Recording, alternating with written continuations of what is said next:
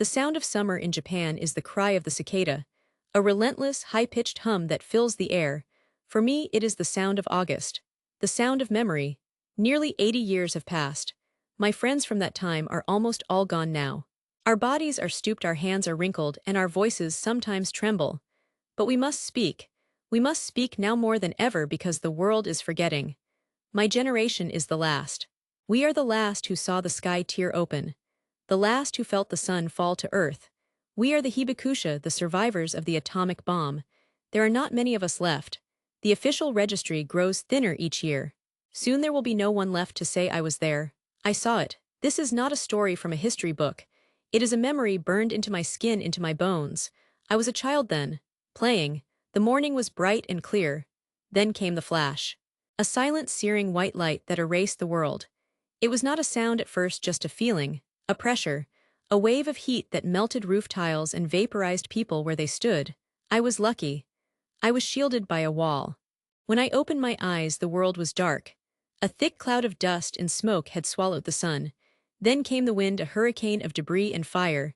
And the sound, a roar that was not of this earth. What followed is a landscape of hell.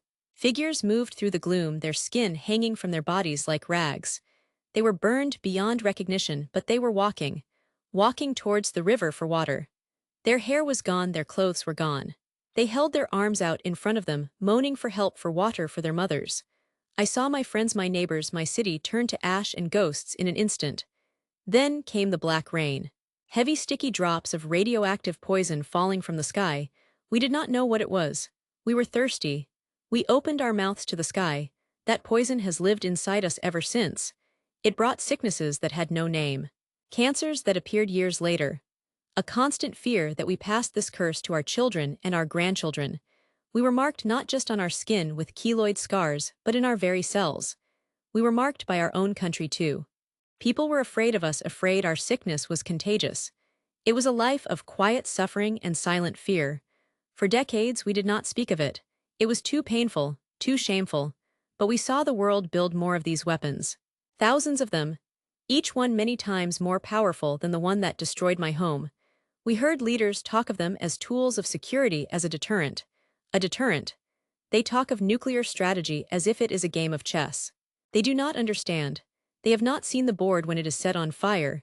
They have not seen the pawns cry for their mothers. This is why we speak now.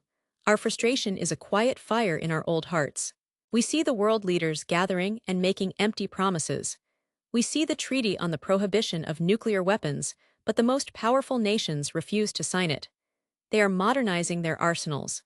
They speak of a limited nuclear war. There is no such thing. It is a lie. The first bomb is the beginning of the end. We do not speak out of hatred or for revenge. We speak so that no other child will ever see what we saw. We speak for the hundreds of thousands of souls who vanished in that light, whose only grave is the sky above Hiroshima and Nagasaki. Our message is simple. Humanity and nuclear weapons cannot coexist.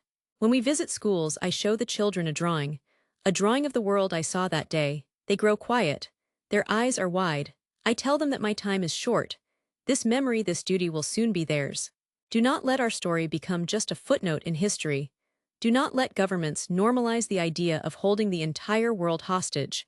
The cicadas still cry every August. They were there on that day too.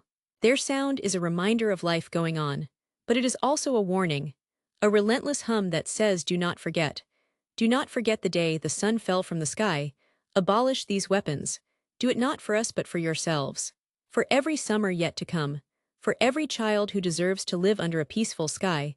This is our last will and testament. Please hear us, before the last voice falls silent.